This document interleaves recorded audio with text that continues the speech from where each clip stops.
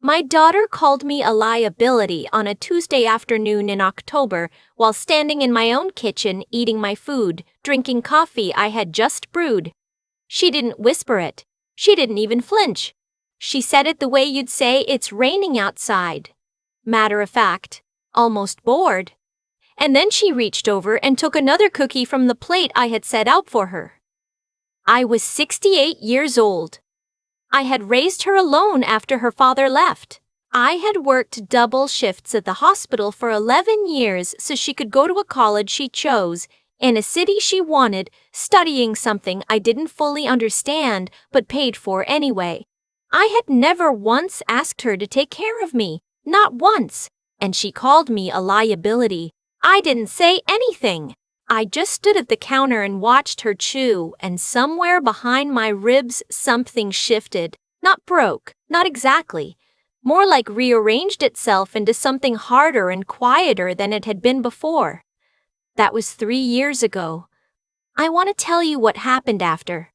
My name is Vivian. I'm 71 now, and I live alone in a 2-bedroom condo on the 4th floor of a building near the water in Savannah, Georgia. I have a small balcony where I keep potted gardenias. I drink my coffee out there every morning. I watch the light come across the marsh. Some mornings a great blue heron stands so still in the reeds that I think it's a statue until it lifts off, slow and unhurried, and disappears into the gray. I don't tell you this to brag. I tell you this because 18 months before I moved here, I was sleeping on a pull-out sofa in my daughter's spare room in Charlotte, wondering if maybe she was right. Maybe I was a liability. Let me go back further. You need the whole picture. I spent 31 years as a registered nurse. Labor and delivery mostly. I caught thousands of babies. I held hands during the worst moments of people's lives, and I stayed steady. I was good at my job in the way that only comes from doing something so long that your body learns it. Your instincts sharpen. You stop needing to think about what to do next because your hands already know. I had planned to retire at 65. My husband, Thomas, we married late. I was 39, had a pension from the railroad, and we had savings. We had talked about it for years, a place near the coast, mornings with no alarm, maybe learning to kayak, finally reading all the books we kept buying and stacking on the nightstand. Thomas died at 62, aneurysm. He was washing the car in the driveway on a Saturday morning in April, and then he wasn't there anymore. I went back to work 3 weeks later because I didn't know what else to do with my hands. I worked another 4 years. Then my knees started giving me serious trouble. Nursing is brutal on your body. People don't know that, and my doctor told me I needed to stop. So I retired at 67. The pension Thomas had left me was smaller than we planned because he'd taken the early option, and my own savings were modest. I sold our house in Raleigh, which had appreciated nicely over 20 years, and after everything was paid off, I had enough to be careful but comfortable if I was smart about it.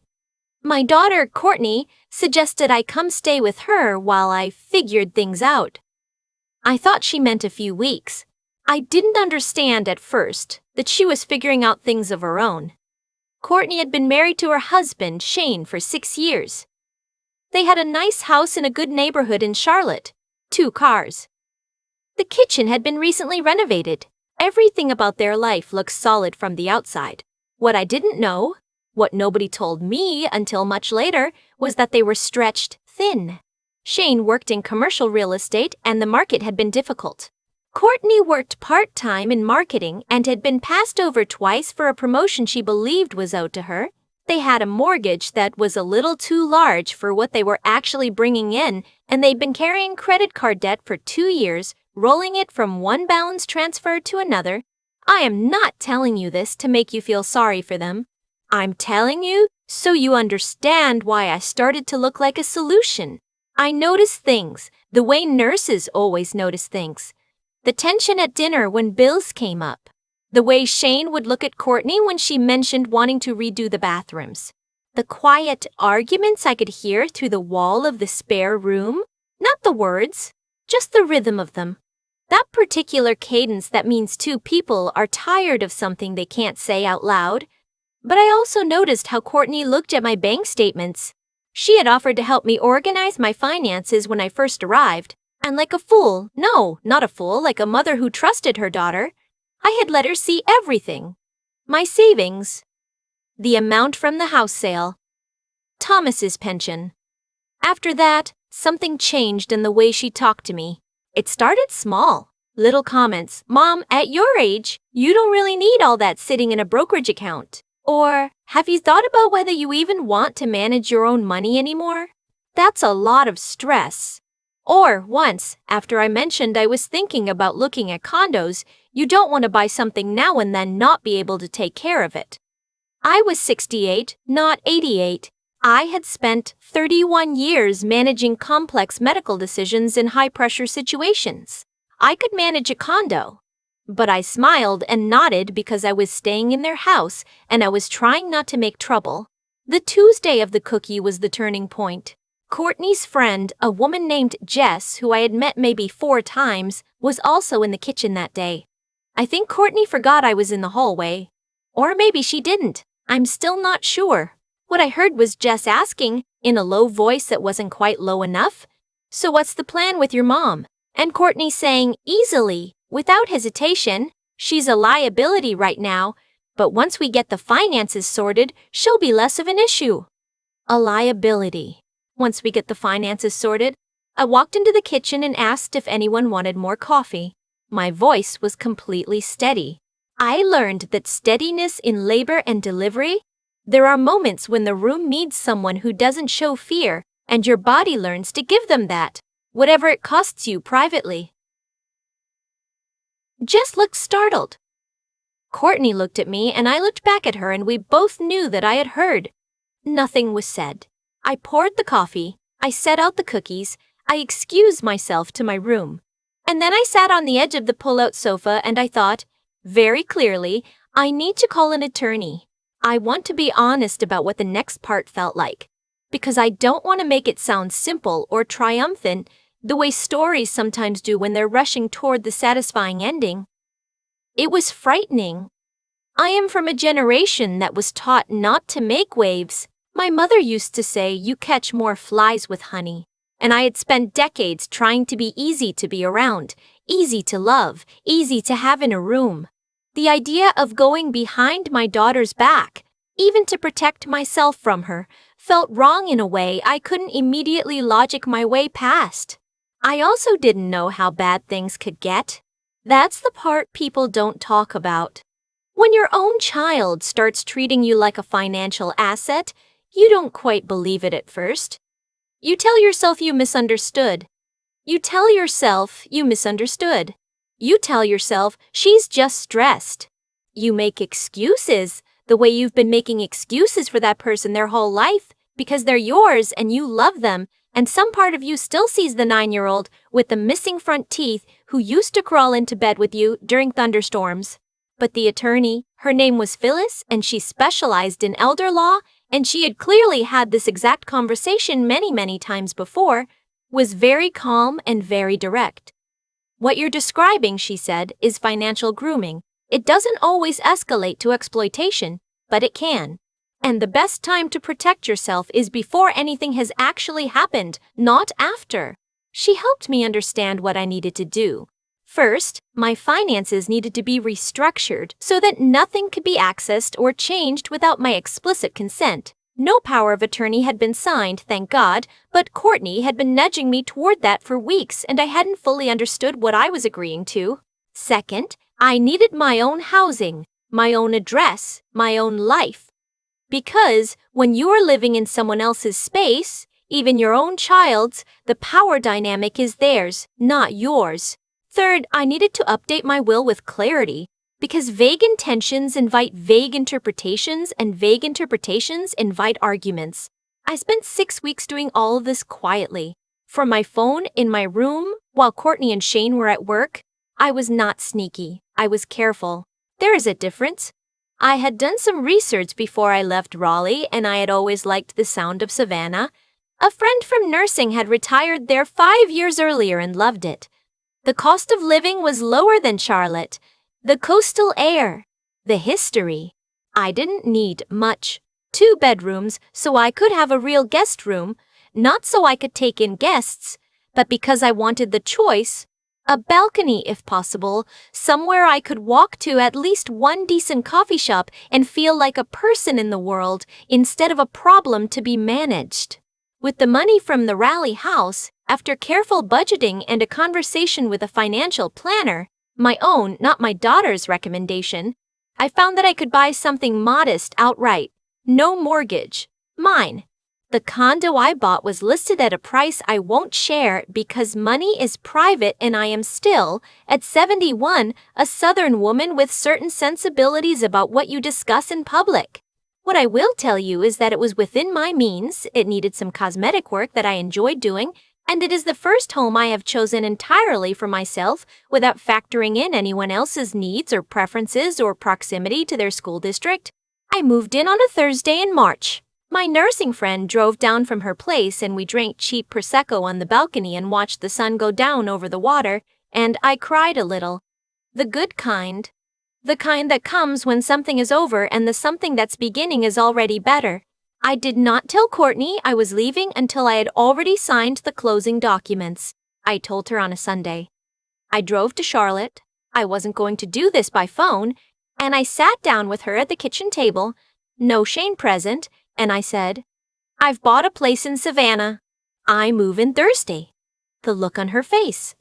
I had rehearsed this conversation so many times in my head, imagined so many versions of it. I expected anger, maybe, or guilt, or that particular tight-faced expression she gets when she's calculating something. What I got was surprise, pure, unguarded surprise, because she had not thought I was capable of it. That's the honest truth. She had been so certain that I was settling in, getting comfortable, becoming gradually more dependent, that she had not considered I was doing anything else. You, what? She said. I bought a condo, I said. In Savannah, I close Thursday. Mom, you can't just. She stopped, started again. We were talking about helping you find something here, near us. So we can be close in case if what? I asked. She didn't answer. I had thought about what I wanted to say to her for 6 weeks, and in the end I kept it very short. I told her that I loved her. I told her that I was not a liability and I was not a problem to be solved and I was not a financial situation waiting to be managed. I told her that I was her mother, and I had worked 31 years and I had raised her alone through most of them, and I had earned the right to live the rest of my life on my own terms, in a home I owned, making my own decisions. I told her I had spoken with an attorney and my finances were in order and my will was updated and everything was exactly the way I wanted it. I watched something move across her face when I said attorney. A quick recalibration. Whatever she had been imagining about how this was all going to unfold, that version closed. I hope someday you'll come visit, I said. The guest room has a good mattress and the water view is beautiful in the morning. And then I drove back to the spare room, finished packing my boxes, and began the rest of my life. That was 18 months ago. I want to tell you how things are now, not because I need you to know my life is good, though it is, but because I think there are women reading this who are where I was 2 years ago, sitting in a room that isn't theirs, wondering if maybe the people telling them they can't manage on their own might be right. And I want those women to hear this clearly. They are not right. My mornings start with coffee on the balcony and the heron in the reeds. I walk to the coffee shop on Wednesdays and I know the barista's name and she knows mine. I joined a book club at the library and the women in it are smart and funny, and one of them, Harriet, who is 74 and a retired federal judge, has become something close to the best friend I've made in 20 years. I volunteer 2 mornings a week at a women's health clinic, not delivering babies anymore. Those knees are done with that kind of work, but counseling, listening, being present with women in difficult moments, which is still the most useful thing I know how to do. I kayak. Slowly, not gracefully. But I do it. Thomas would have liked it here. I talk to him sometimes on the balcony in the early mornings, when it's just me and the gardenias and the light coming up pink over the marsh. I tell him about the book club and the heron and the woman I'm slowly becoming now that I have room to become her. I don't know if he hears me. It doesn't matter. It helps me, and at 71 I have earned the right to do what helps me. Courtney called me in November, 4 months after I moved. She and Shane were separating.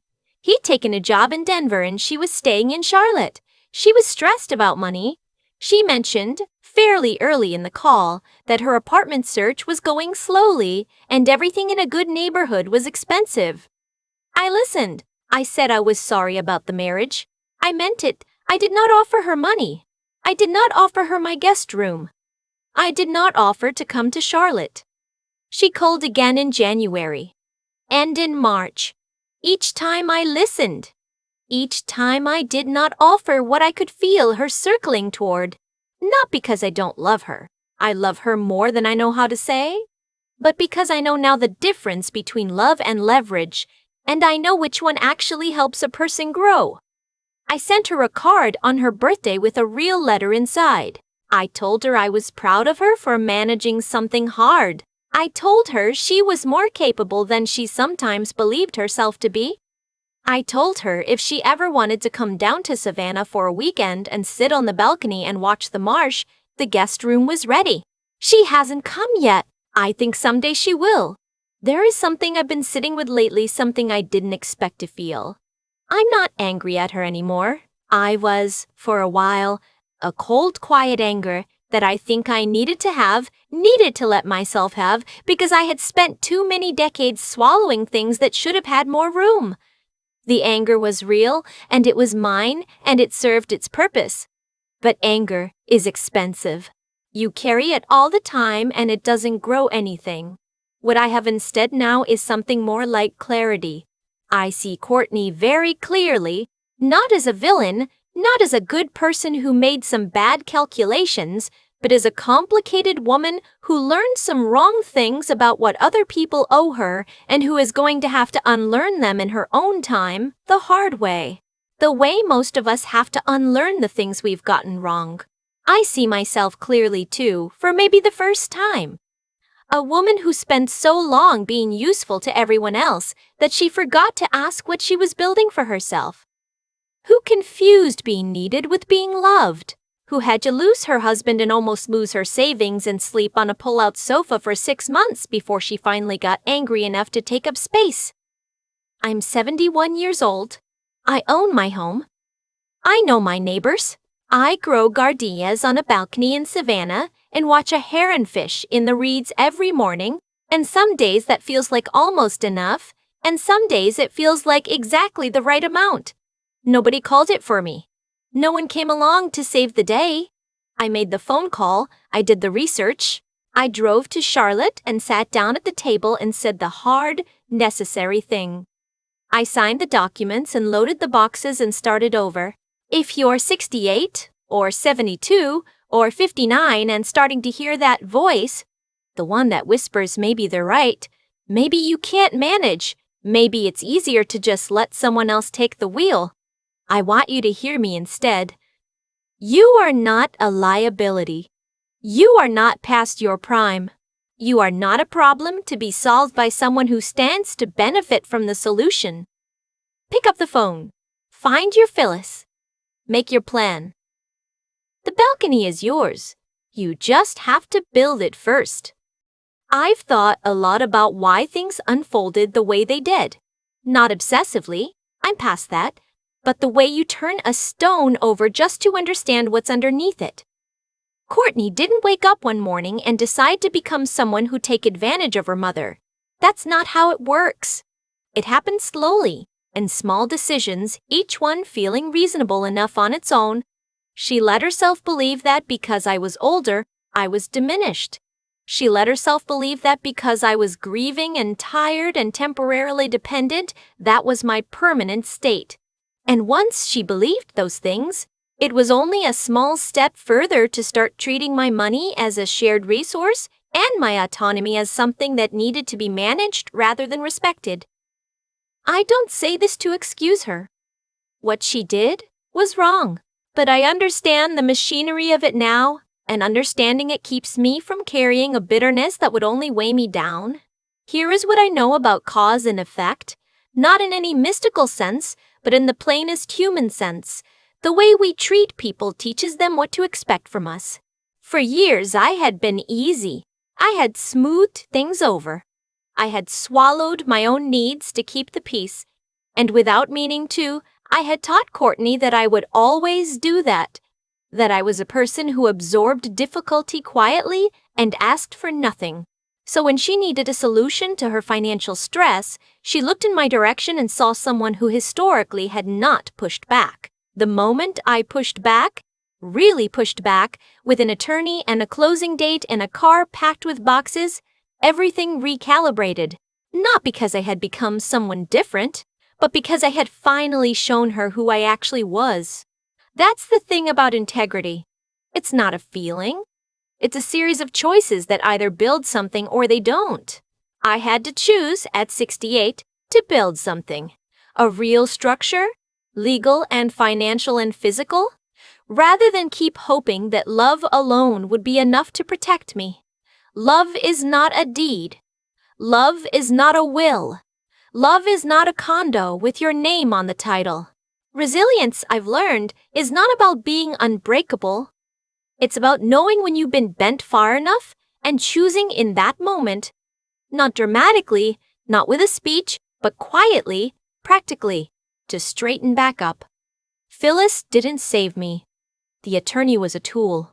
I saved myself by picking up the phone when every soft, accommodating instinct I had was telling me not to make trouble.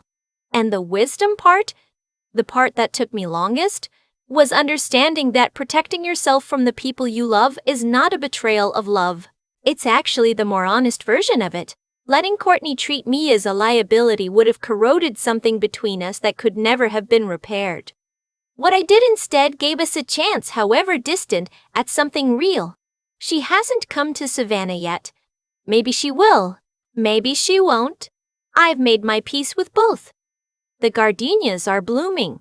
The heron was in the reeds this morning. I have a book due back to the library on Thursday, and Harriet wants to walk to the waterfront after. I am 71 years old, and my life is entirely, precisely mine. That didn't happen by accident. It happened because one afternoon I sat on the edge of a pull-out sofa in my daughter's spare room and decided I was worth the trouble of fighting for. You are too.